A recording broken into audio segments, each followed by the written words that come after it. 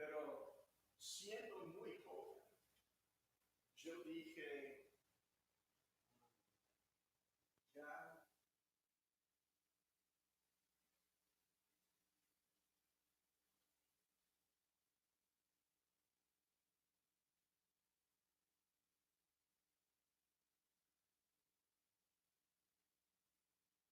que sea la mitad del cielo que alcanzaba la mano y alzaba la mano. Y yo dije, quiero que el apóstol Pablo me felicite y que me diga que yo gané más almas que él. Pero ahora este no es más mi meta. Yo he sido un poco más realista. Quiero ser como Cristo. Quiero servirle a Él fielmente hasta la muerte. Quiero llegar a ese día cuando Él me llame a su presencia, que sea por la muerte o sea por la vida, que ya soy un reflejo de lo que es Él. Como hijo de Dios, no estoy satisfecho con mi vida y nunca he sido. Quiero ser como mi Señor. Pablo dice mi meta, que para que él vivía, es que en la resurrección él quiere conocerle. Y en esta vida él quería conocerle. Y por toda la eternidad él quiere conocerle.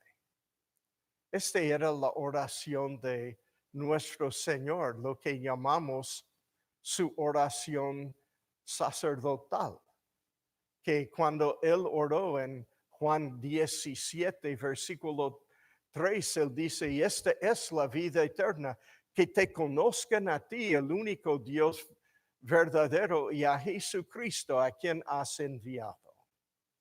Quiero conocerle. Esta es la vida eterna. Algún día voy a pasar la eternidad alabándole por lo que Él ha hecho por mí. En esta vida ahora quiero conocerle. Quiero poder sentir lo que Él siente. Quiero pensar lo que Él piensa. Quiero tener la mente de Cristo en mí. Pablo aquí dice es la meta de su vida. Quiero conocerle. Es una cosa poder decir que se metió gol en un partido de fútbol. Es otra cosa poder decir, el Señor está agradado con mi vida. Él ya tiene la última palabra. Quiero conocerle. Pablo otra vez, como dije hace 2 semanas y hace una semana también, Pablo habla de conocerle y él dice la participación de sus sufrimientos. Pablo está diciendo que quiere compartir con Cristo todo lo que él sufre.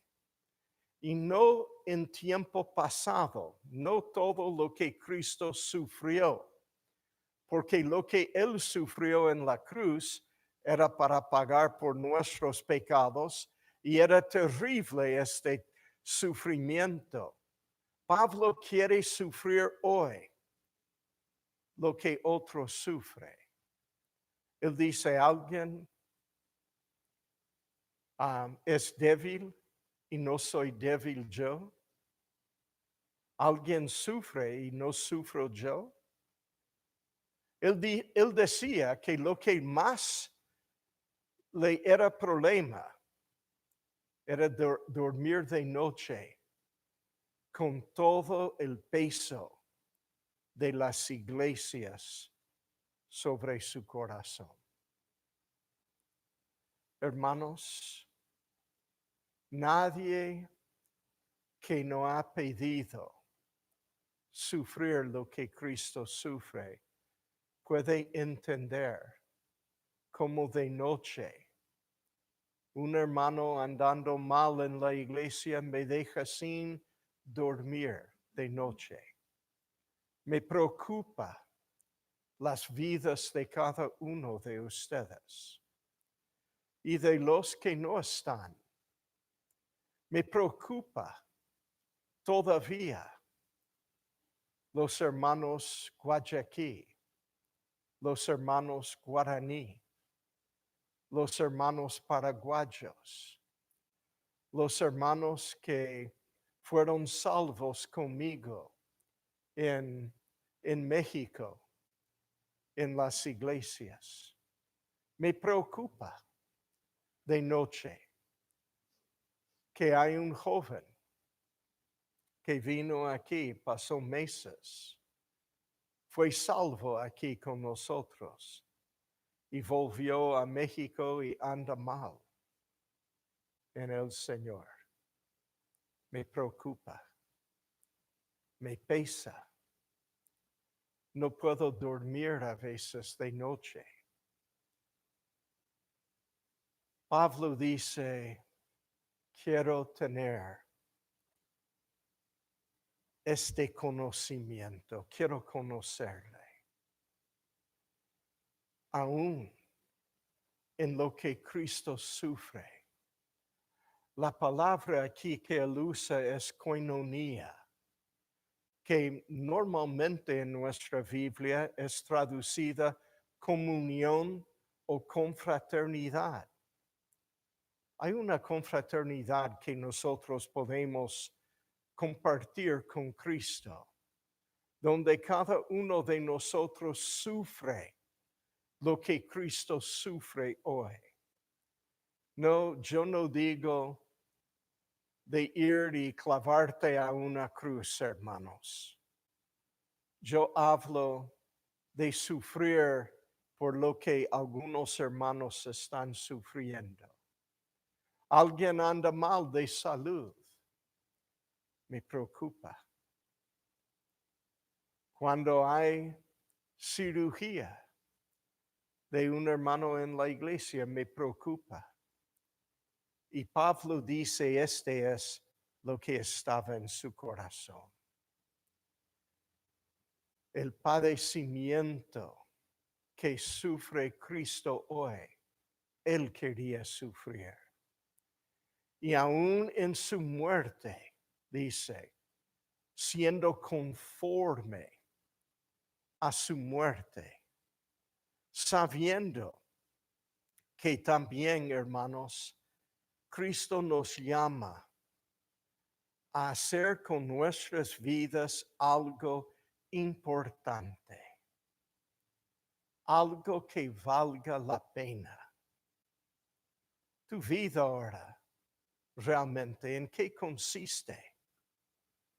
Uno dice, bueno, yo me levanto temprano y me voy al trabajo. No me pagan lo que merezco,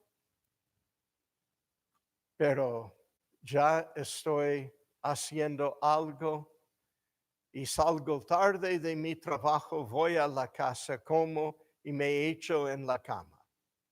Esta es mi rutina normal, dicen. ¿Qué rutina? No escuché nada de valor para tu vida. ¿Qué valor tiene la vida así? Que nosotros siempre estamos viviendo para trabajar. Mi hermano, cuando yo tenía como 6 años de edad, me dijo, mi hermano mayor, porque mi hermano menor todavía no nació a esa edad. Mi hermano mayor me dijo, Miguel, algunas personas comen para vivir, pero vos vives para comer. Y nunca me ha dejado este pensamiento, porque Salomón habla de todas las cosas por las cuales él vivió en el libro Eclesiastés. Y yo, cuando leí el libro de Eclesiastés como joven, yo decía, no me tiene sentido. Él dice todo vano. Y sí, todo lo cual, por todo lo que él tuvo como meta en la vida, era vanidad de vanidades. Él vivió para las riquezas. Y después dijo, ¿de quién serán las riquezas cuando yo muera? Él se dio cuenta, no puede llevarse consigo. Amén. Dios no necesita riquezas si él pavimenta la calle con oro. ¿Ok? Echa diamantes y rubios en los cimientos. Él no necesita dinero.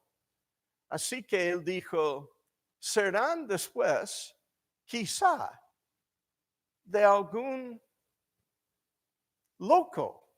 Y sí, eran, porque él dejó a su hijo, quien era un loco y dividió el reino entre Israel y Judá. Él después habla de su trabajo y dijo, he hecho grandes obras. Ya él trajo acueducto con agua hasta Jerusalén. Ya bajó aguas hasta Jerusalén. Todo el mundo le aplaudía. Construyó el templo de Salomón. Y él dijo, en el fin, vanidad. Porque ¿quién después recuerda? Bueno, recordamos porque él puso en su libro en Eclesiastés. Compró viñas. Después dice, materialismo. Tuve trompetas de plata y trompetas de oro. Tuve muchas cosas.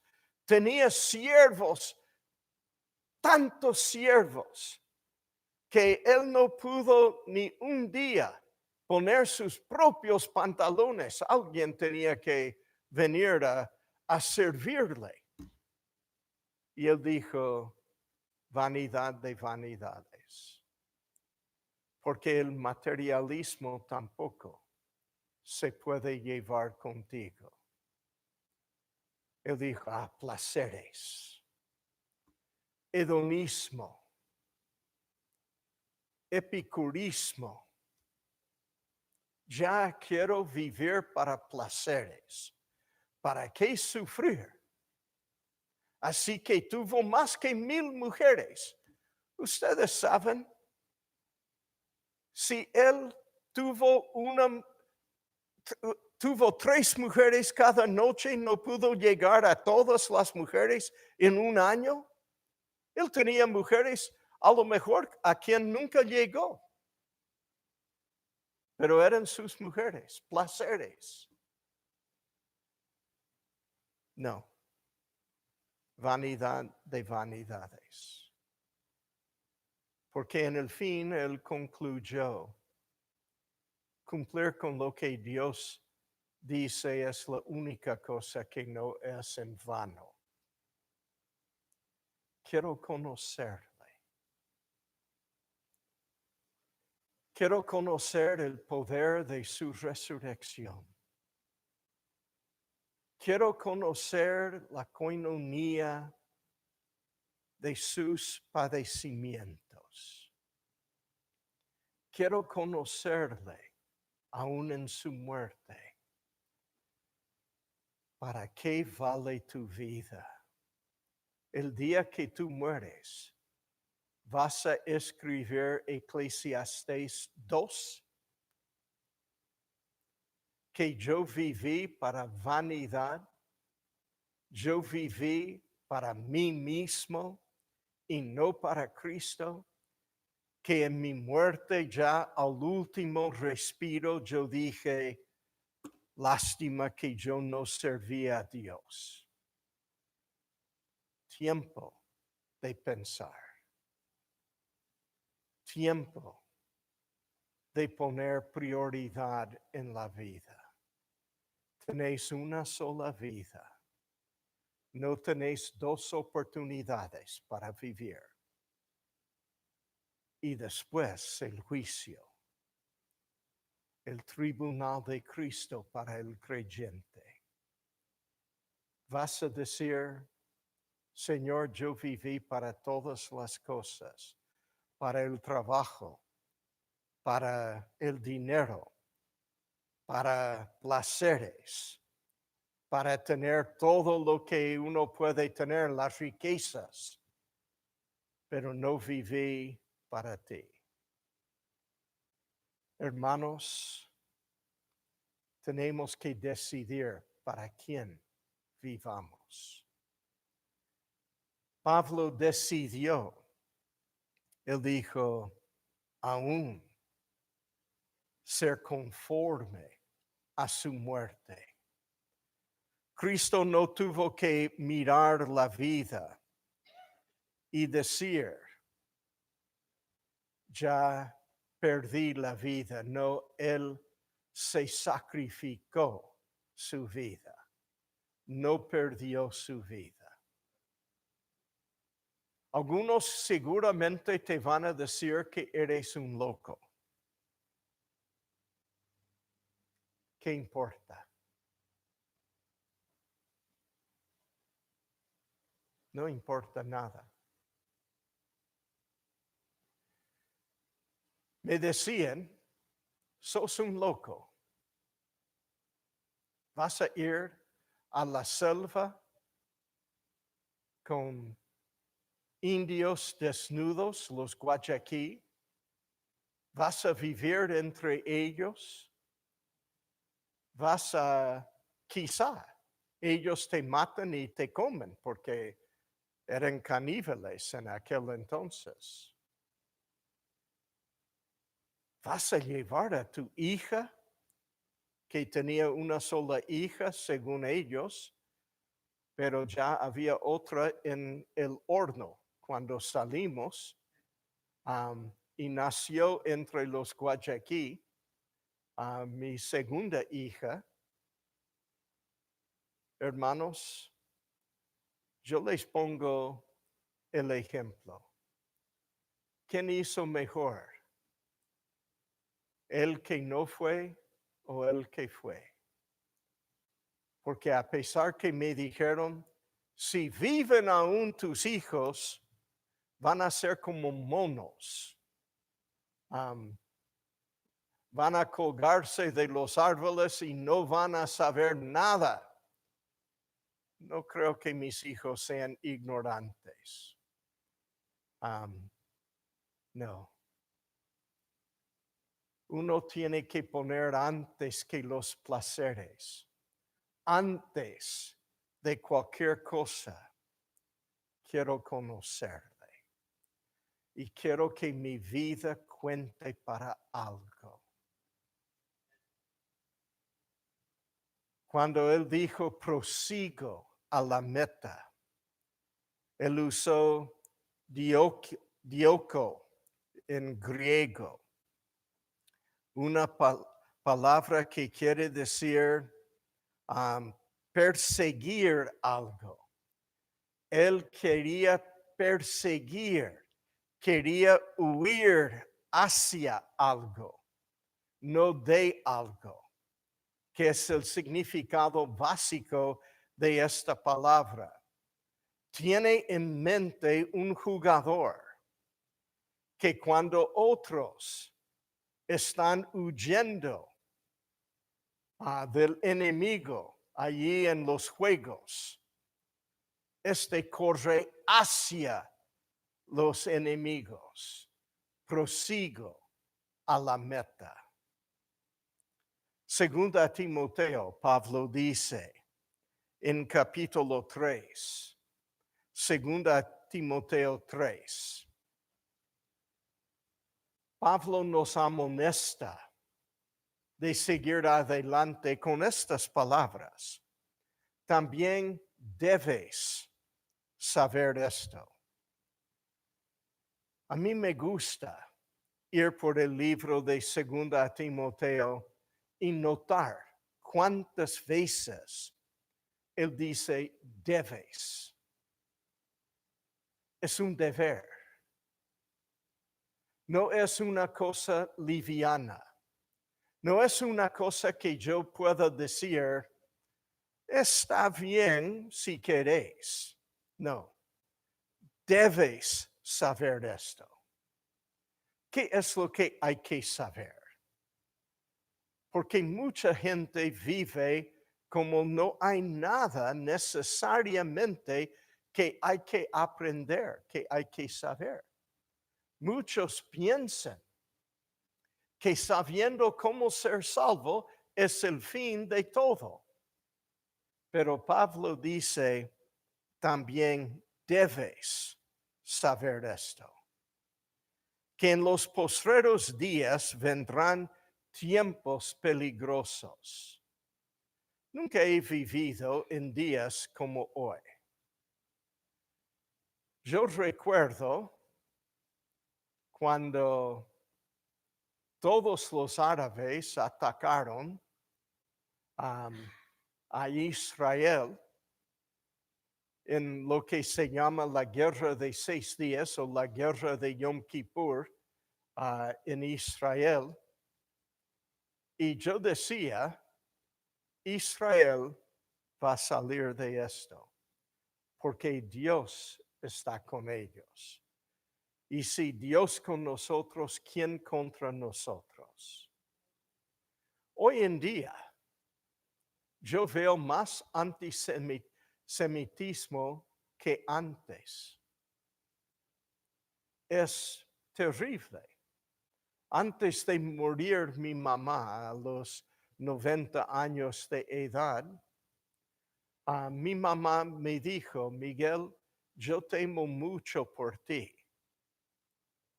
Y yo le dije, ¿por qué, mamá?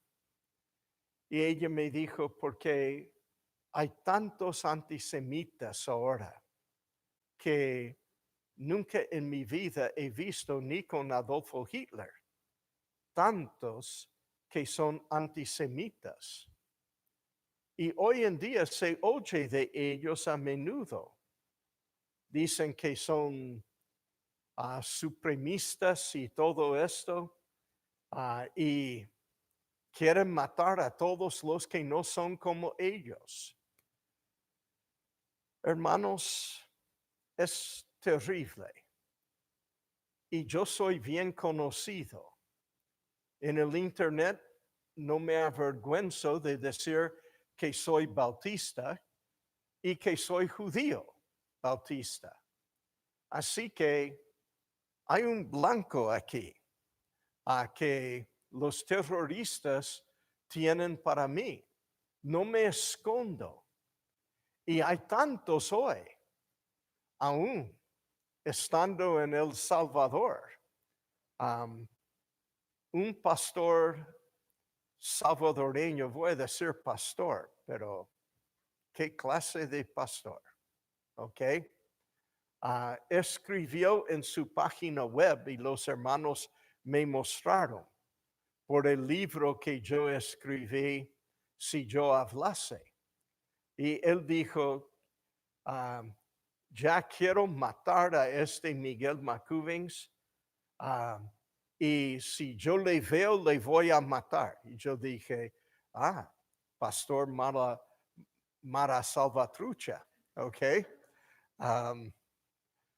Aún con esto visito a Centroamérica, pero hermanos, vivimos en días peligrosos y alguien tiene que saber. Antes, yo decía, cuando personas me decían, ¿vas a ir a Los Ángeles? ¿No sabéis cuántos pandilleros hay en Los Ángeles? Yo dije, Ni siquiera he investigado, pero yo sé que hay muchos. Tenemos algunos aquí en nuestra iglesia, ¿verdad, Arturo?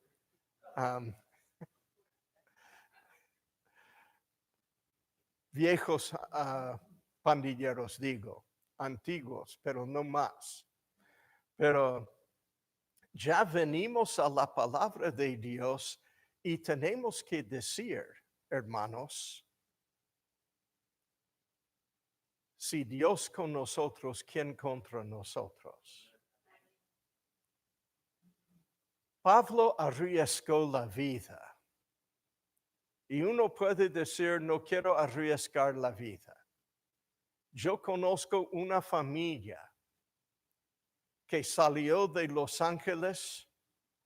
Él era estudiante en la facultad bíblica y se fue a vivir en Arkansas, no, Luisiana. Y en Luisiana, él me dijo, no, pastor, yo voy porque no me gusta los pandilleros aquí, no me gusta los terremotos aquí, así que quiero vivir la vida tranquila. Se fue allí.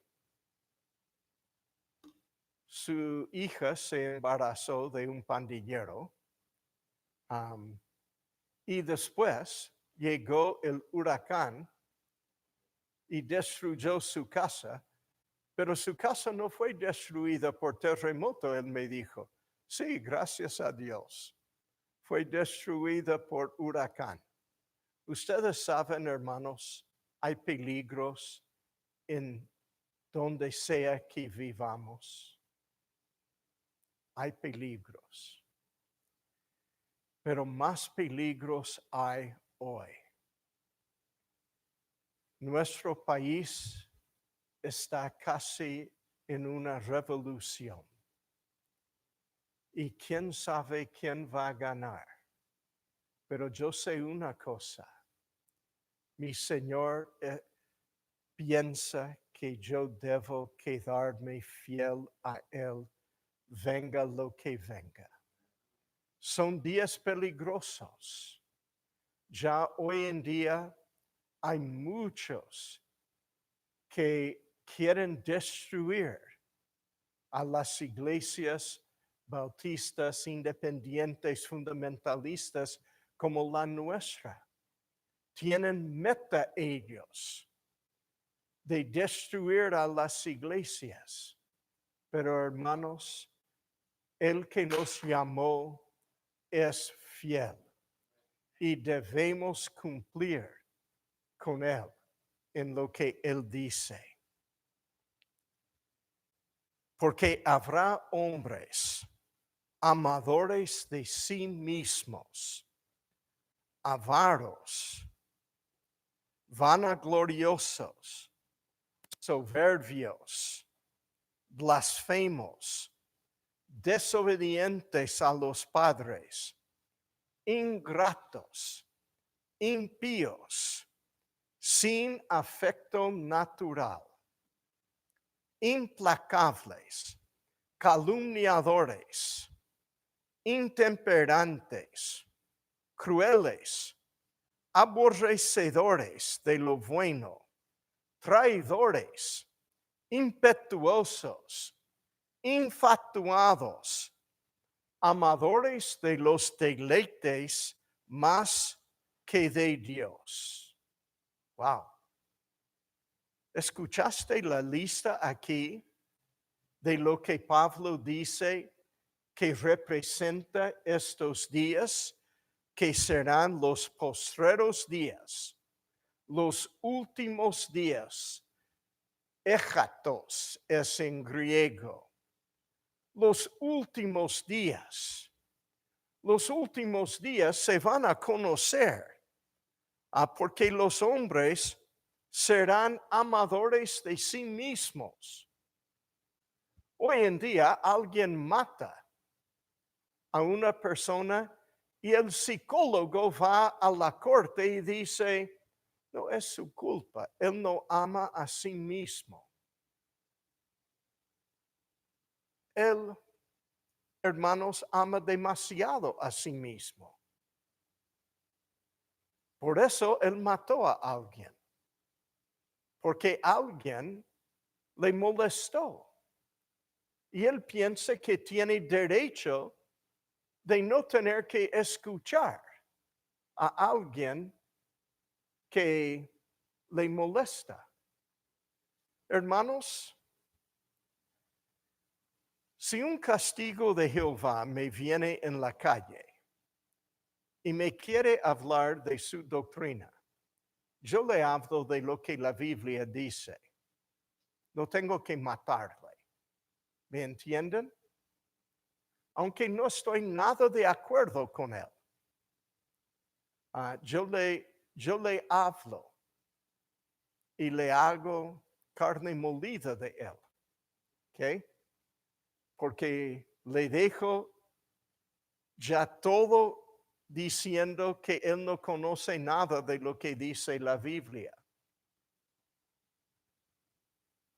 Yo tengo el poder de escoger. Amén, hermanos. Yo puedo escoger escuchar a alguien. O puedo escoger no escucharle. En la tele, si se prende las noticias en casi todos los canales, yo lo cambio el canal. ¿Por qué?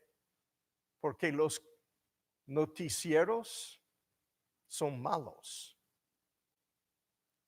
Por eso las mujeres inventaron, según mi señora, el control para cambiar el canal sin levantarme. ¿Ok? Porque antes yo le decía a Elena, por favor, venga a cambiar el canal. Y yo puedo escoger.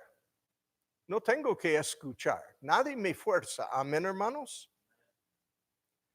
Pero cuando alguien dice, no, tenemos que sacarle a Miguel de no poder hablar más, este es abusivo.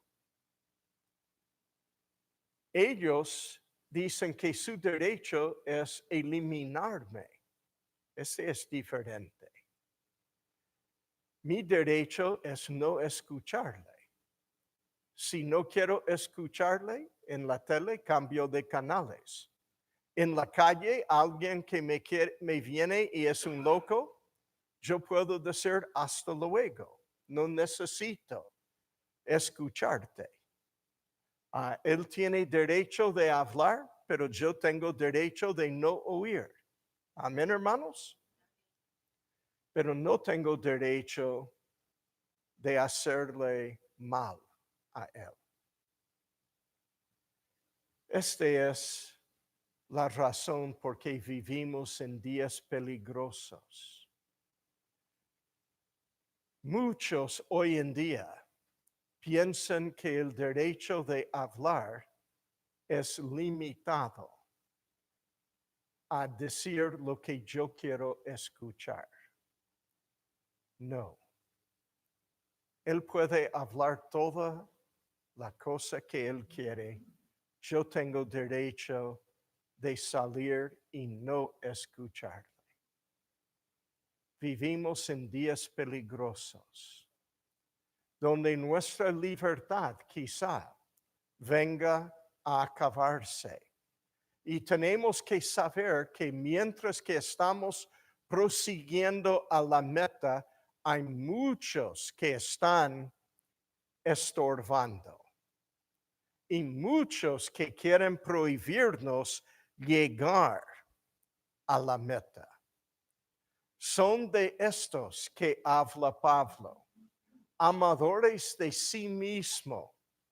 Hoy, hermanos, han hecho estudios con los alumnos de la escuela que crecen con esta idea.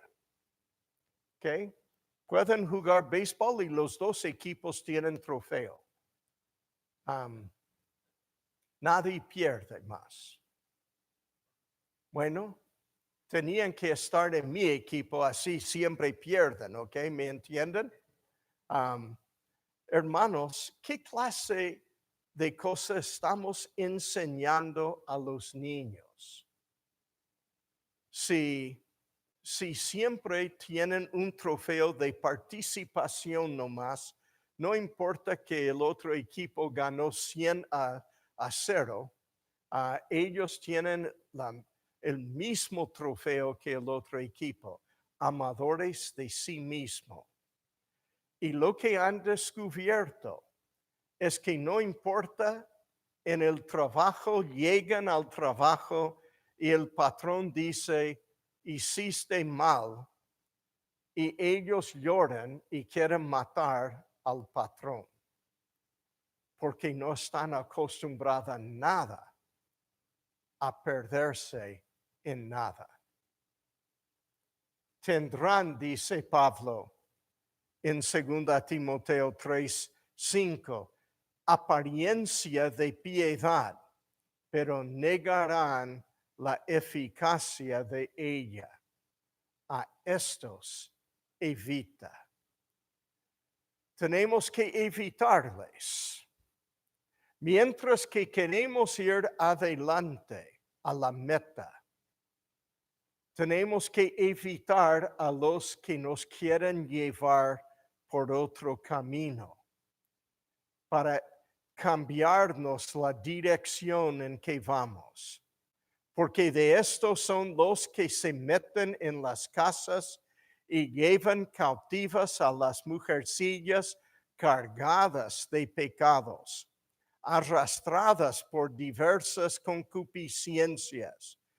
Estas siempre están aprendiendo y nunca pueden llegar al conocimiento de la verdad. Ahora yo dije, él está hablando de hombres. Estos son los que se meten en las casas y llevan cautivas a las mujercillas cargadas de pecados. Que estos, su tema es estos. Entonces, ¿por qué él dice, estas siempre están aprendiendo? Versículo 7. ¿Por qué cambió a género femenino? O sea que para mí no tenía sentido de que él está hablando de las mujercillas que son arrastradas y llevadas por estos hombres de quien él está hablando. De estos, todo en masculino hasta versículo 7.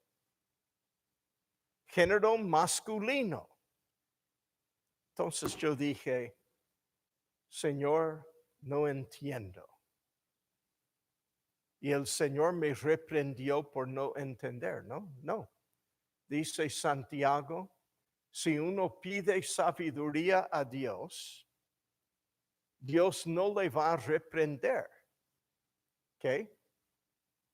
Yo le dije, soy un ignorante y no entiendo por qué en el griego como en el español cambia a de género masculino a género femenino de repente. Entonces fui en Google para resolver el problema.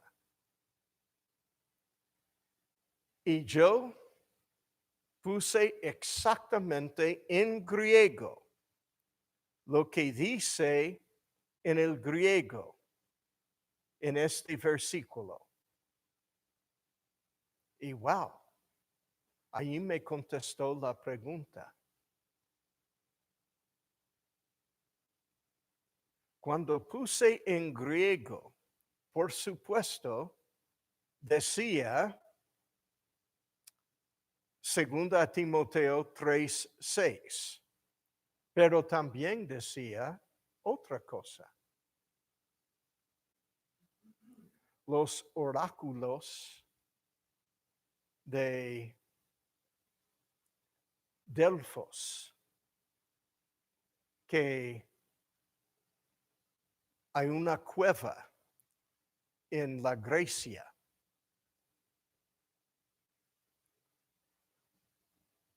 Y allí, en esa cueva, se llama los oráculos de Delfos. Y tiene una lista de cosas. ¿Ok? Y vos gritas en la cueva y después escuchas porque tiene un eco. ¿Ok? Debo continuar estudiando. Y dice, número 17, parece, el eco. Número 17. Y uno va en esta lista larga, ya grabada en piedra, fuera de la cueva. Uno mira lo que él piensa que oyó del oráculo, la voz de Dios hablando. Y ve el número que él piensa que oyó. Y uno de estos números, creo que era 37 para ser sincero, pero puede ser otro número. Pero uno de estos dice, en español moderno, siempre hay que estudiar. Y Pablo lo cita.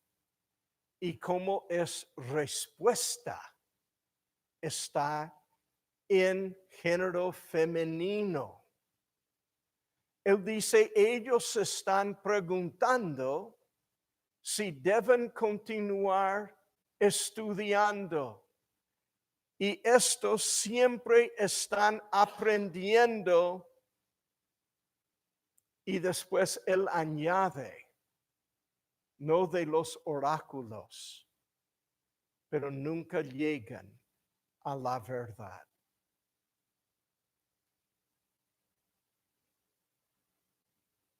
Estudiando siempre. Hermanos, vivimos en un día donde todos están estudiando todo menos la Biblia y nunca llegan a conocer a la verdad. La respuesta del oráculo él usa contra ellos. Y él dice, sí, ellos pidieron consejo, pero no están estudiando la verdad. Nuestras universidades hoy están llenos de los que enseñan la mentira.